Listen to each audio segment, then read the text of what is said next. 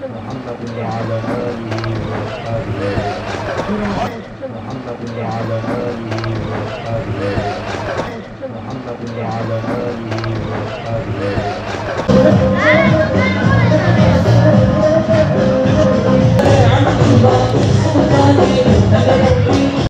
Bak arkadaşlar, gördüğünüz gibi 5 koyun ölmüş. Hayatını kaybetmiş. Susuzluktan su yok, bir şey yok. Bak traktörle atıyoruz. Bak arkadaşım ağlıyor. Bak bir de burada ağlıyor. Üstünden koyunlar ölüyor. Onlar da ağlıyor. Geri çıkıyor. Biraz öyle düşünüyor. Kop kakırıyor oraya. Dedir koy.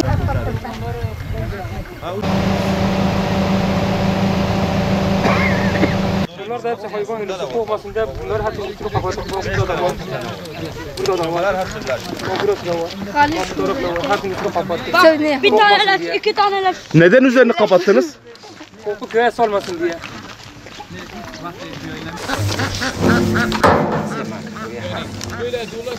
Makubar. Barda. Abi köyün sorunlarını size söyleyeyim. Bizim köyde bu sene değil yani bütün senelerimizde su yoktur. Bu sene de bütün sularımız kesildi. Ve biz her yere kuyu kazdık. Kuyularımızın hiçbiri çıkmadı. Mecburen su sızıntılarını arıyoruz. Hiçbir yerde su yok. Kimimizin traktörü var, gidiyor başka köylerden alıyor. Kimimizin traktörü yok. Hepimiz rezillik içindeyiz. Yani hiçbir yerde suyumuz yok. Yani köyün etrafına komple bakabilirsiniz. Her yerde kuyu kazdık. Hiçbir yerde su çıkmadı. Yani bu sorunu nasıl çözeriz bilmiyorum. Bize bir yardımcı olsanız çok güzel olur.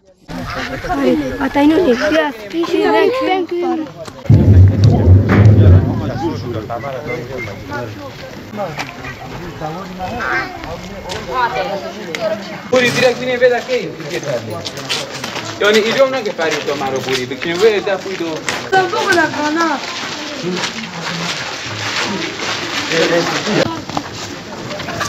Çocuklar belki belki.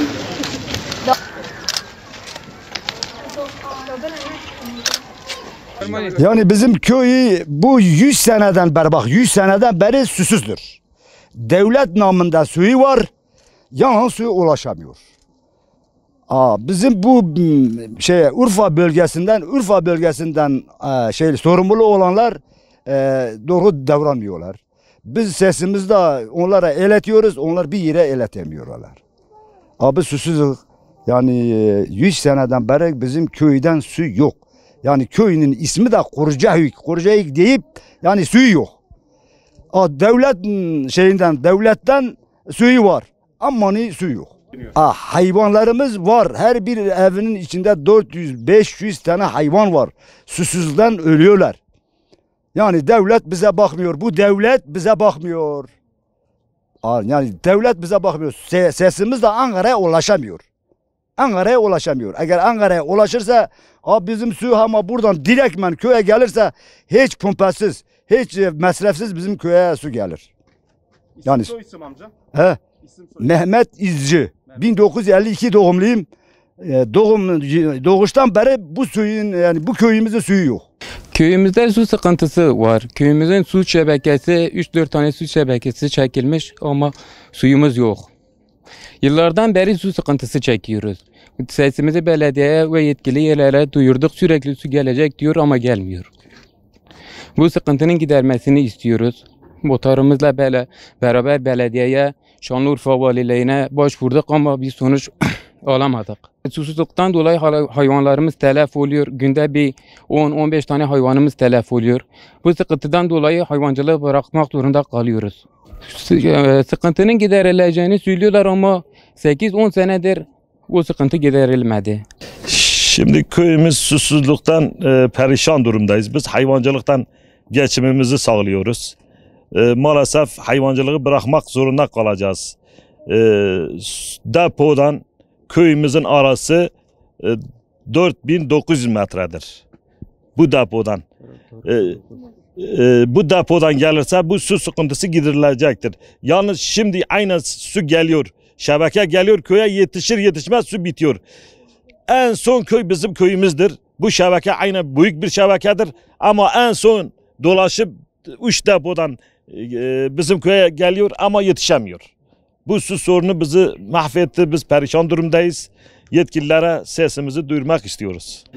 Su ihtiyacımızı köylüler komşu köylerden getiriyorlar. Belediye Süski'den 1-2-3 tanker getiriyorlar. İşte bir geldiği gün millet idare ediyor. Gelmediği gün de komşu köylere saldırıyoruz artık. Kim nerede bir su bulursa. Hayvanlarımız ölüyor maalesef. Susuzluktan değil de susuzluk getirdiği bir hastalıktır mesela. Hayvan susuz kaldı mı yazın günüdür. Mutlaka bir hastalık çıkıyor mesela. Yeterince beslenmediğimiz için bir hastalık çıkıyor. Ölüyorlar maalesef. Köyümüzde 30.000 küçük baş vardır. 800 büyük baş vardır. Perişan durumdayız. Bize bir yardım edilse memnun kalacağız.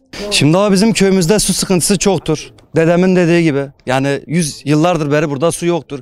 Ve bu köy çevremizde hemen hemen 400-500'e yakın ev vardır. Her bir evde yani 300-400 tane koyun besliyor. Bu koyunlar susuzluktan yani ölmeye başlıyor. Yani çünkü su olmadığı için sıkıntılar çekiyoruz. Bir sürü kuyu kazdık, kuyularımızda su çıkmadı. Bütün köylüler perişan halde. 2-3 gün bir eve gittiğimiz zaman su alıyoruz. 3. 4. gün 100 olmuyor. Artık milletten su da alamıyoruz. Ve bize su geliyor. Bize tankerle su geliyor ama parayla geliyor. 80 TL, 100 TL parayla geliyor. 1-2 sefer geldi, parayla geldi. Ondan sonra o da kesildi. Usullarımız da gelmedi. Yani çoğu insan da köyden terk etti. Şu an hepsi şehirde. Şehirde çalışmak zorunda kaldı. Artık baktı suluktan olmuyor. Yani köyü terk etmek zorunda kaldılar. Yani zaten bu durumda böyle olursa biz de terk edeceğiz. Yani bütün çevremizde bir sürü köy vardır. Yani bir sürü şehir vardır. Size nasıl diyeyim abi? Yani bizim şu hayvancılık yaptığımız işler yani Antep'e et gidiyor. Başka ithal şeylere et gidiyor. Birecik'e et gidiyor. Yani biz hayvancılık yapmadığımız sürece yani oralara da et gitmez. Çünkü biz alıyoruz, biz besliyoruz. Ya biz besiciyiz. Biz beslemediğimiz zaman kim yiyecek bu eti? Hepsini çöpe atıyoruz abi. Gördünüz, susuzluktan çöpe gidiyor. Yani bu 1 değil, 2 değil, 3 değil, 4 değil. Bizim bir tane muhtarımız var. 1500 tane koyun besliyor. Adam 500 tane öldürüyor. 1000 tanesi yetişiyor. Bu neyden? Bu susuzluktan dolayı.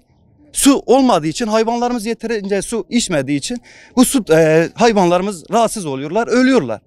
Yani bu sıkıntımızı kim çözecekse bilmiyorum. Sayın Cumhurbaşkanımıza sesleniyorum. İnşallah su sorunumuzu çözer. Yani ben umuyorum. Sesim nerede gidiyorsa gitsin. İnşallah çözülür. Evet, bugün Birecik'in Kurucaköy köyüne geldik. Bu köy o kadar önemli bir köydür ki temel geçim kaynağı hayvancılık. Hayvancılıkla uğraşıyor ve köyün toplam hanesi 250-300 civarı hane var köyde. Ve bu köydeki kardeşlerimiz küçükbaş olarak toplamda 30.000 hayvan yetiştiriyor ve büyükbaş olarak da 800 hayvan.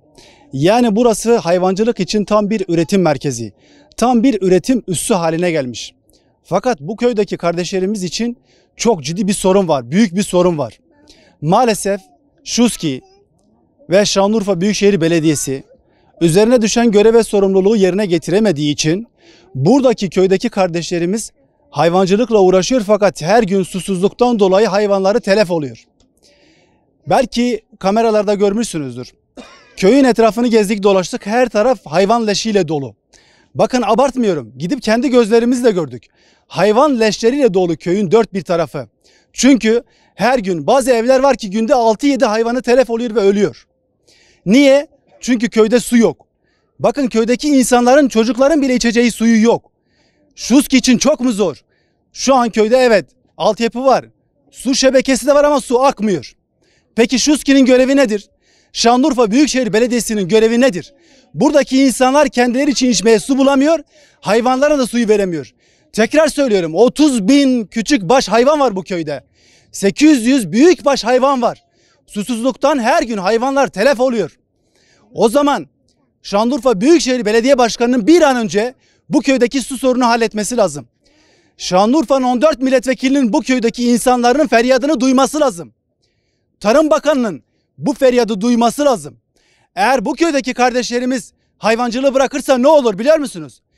Şehirde süt içmeye çocuklarımız süt bulamayacaklardır. Kimse peynir yiyemez, kimse yoğurt yiyemez, kimse et de yiyemez. Eğer bu memlekette hayvancılık biterse o zaman biz et de bulamayız. O zaman ne olur? bakanlarımız çıkıp şu açıklamayı yaparlar. Daha önce yaptıkları gibi giderler yurt dışından et ithal etmek zorunda kalırlar. Et ithal ederlerse ne olur? O zaman et fiyatları tabii ki fırlar. Peki bu mu olmalı? Hayvancılık bu düzeye mi gelmesi gerekiyordu? Hayır. O zaman tekrar sesleniyoruz. Köydeki bütün kardeşlerimiz adına ben Hüdapar'ın Şanlıurfa İl Başkanı olarak sesleniyorum.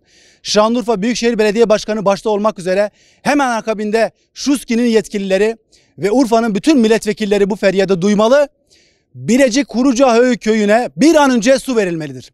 Su verilmeli ki her gün bazı evlerde tekrar söylüyorum 6-7 hayvan telef oluyor. Bu milli bir servettir. 30.000 büyük küçükbaş ve 800'e büyükbaş hayvan. Lütfen hayvanlar telef olmasın. Buradaki köydeki kardeşlerimiz de mağduriyet yaşamasınlar. Buradaki köydeki kardeşlerimizin her birinin bir hayvan telef olması sadece onun cebinden çıkan bir para değildir. Bu Birecik için, Şanlıurfa için ve Türkiye'deki hayvancılık için de bir milli servettir. Hepimizin cebinden gidiyor. Lütfen buna bir dur diyelim.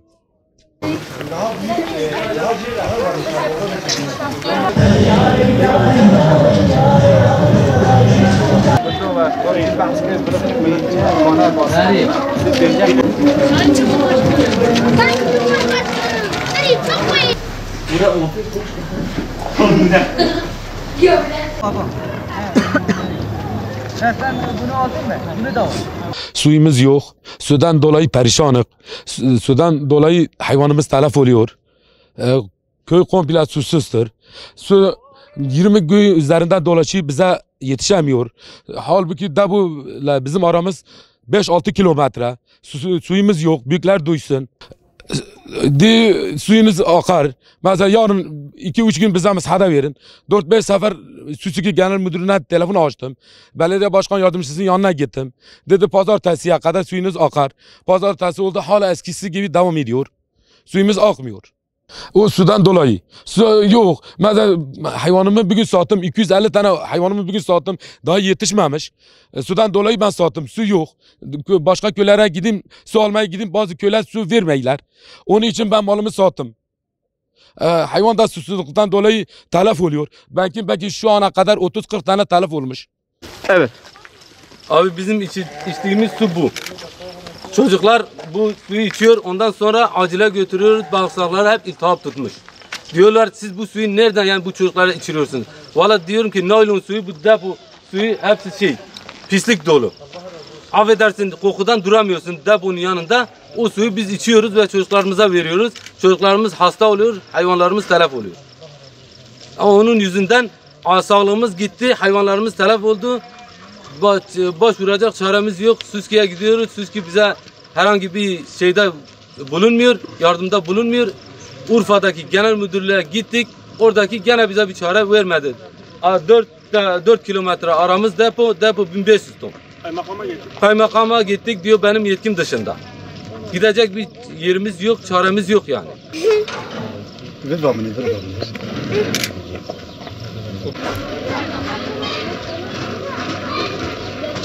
Bütün mısırlar açık, su gelmeyin. Yüksekte olduğu için aşağıdakiler arı, yukarıdakiler aç kalıyor. Ya su istiyoruz, su kardeşim bizim. Bak şurada hep göçte gitti Antep'e, ben de ihtiyar tek buradayım. Su yok, hayat yok. Ben dik defada gidip su getireyim.